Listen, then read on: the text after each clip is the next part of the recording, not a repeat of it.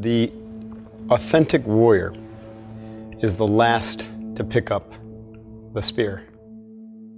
The authentic warrior has developed himself and cultivated mastery to where he has love for his enemy and all sentient beings at that level. So that's mastery in the warrior archetype. And again, warrior doesn't have to be, and you understand, but warrior doesn't have to be someone who's in the military. It's an archetype within all of us. So we all need to draw on our warrior when we need to be firm and resolved, and when we're clear about where we stand and we don't want to get pushed around.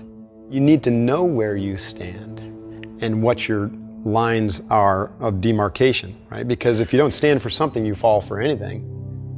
We have to basically take certain steps to train ourselves and take responsibility for our growth. And part of that growth as a warrior is to develop deep awareness of what's going on around you and inside of you. So we use the color code system. White is ignorance. Most humans are in white, and we call them sheep. So there's this notion of sheep, the wolves. The only thing standing between the sheep and the wolves is the sheepdog.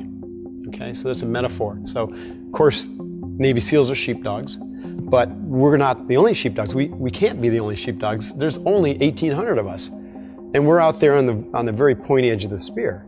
So, who's the sheepdog back here? It's everyone in this room, and it comes through increasing our awareness or elevating our awareness out of white into yellow. Now, yellow is where you're switched on, where you're still going about your daily business, but you're scanning. Right? You're always scanning the environment. So a good example of how this plays out, if I go out to dinner with my wife, I'll scan the environment outside to see if there's anything that looks like a threat, and you don't have to be weird about it. It's more like a trusting your intuition, right? Like getting in touch with your belly and saying, okay, how does this feel, right? And if something doesn't feel right, move on. Trust yourself to that level, move on. Enter the restaurant, scan the restaurant. Find a seat where you can have your back against the wall facing the door. So that's yellow. Now, what if I'm sitting in the restaurant and I got my wife and my son and we're enjoying things, and I see or I sense and see something happening either outside or maybe someone enters the restaurant and something's not right. Well, now I switch to orange. Now, orange it's obviously more elevated state of alertness. It's now more focused. And so like yellow is scanning, no threat, but I'm still scanning. I don't go back to white just because I don't detect a threat. Orange is ping, right? My radar pinged on the front door. And so now it's a focused awareness as opposed to a relaxed awareness. And now all my energy focused. I still don't, jack my wife and son up and say, okay, we got to get out of here because I don't know what's going on yet, but my energy is focused now. And I'm starting to process what's going on deliberately. And then if it turns out to be a credible threat, that's red. And for the sheepdog, red is action. And action, could be, come on, we're out of here, out the back door, or take it into our own hands. Right. So imagine there were 15 of us sheepdogs in that theater in Paris. Right. How the outcome would have been different. Because instead of cowering or running from the sound of gunfire, the Navy SEALs train you to run toward the sound of gunfire because that's where the information is.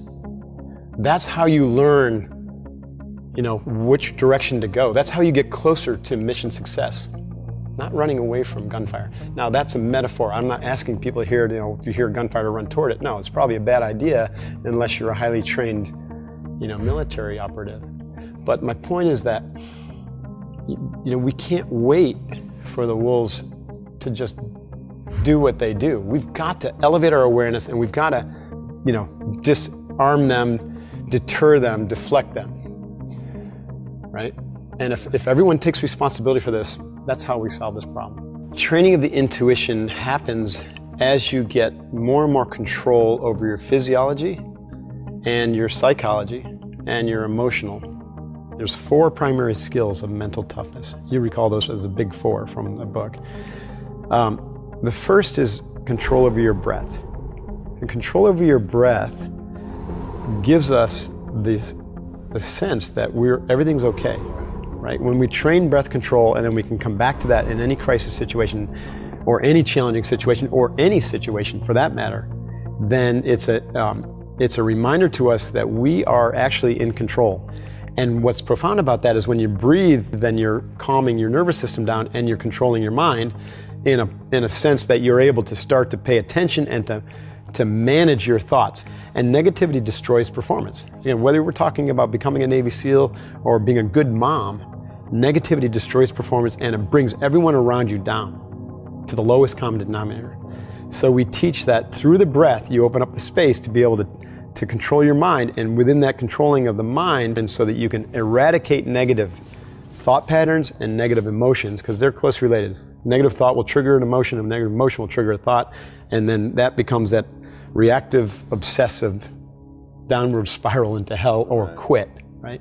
So we interdict that, and we redirect our mind to a very positive, powerful internal dialogue and imagery, which then triggers an emotional state. And then, so that brings the visualization into play, which is the third skill. So we work on our imagery and make sure that imagery is performance-based, because imagery is a form of thought, and it's the link between emotions and cognition.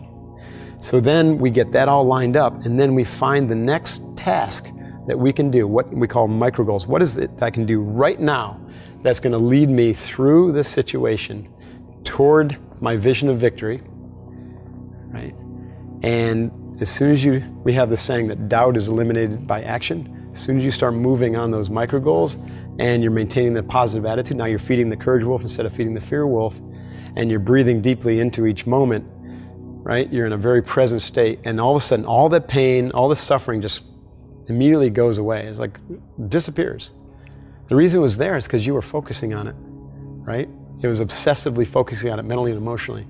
And when you shift your mind and use it in this way, all of a sudden, pain and suffering goes away, and all this energy comes through you.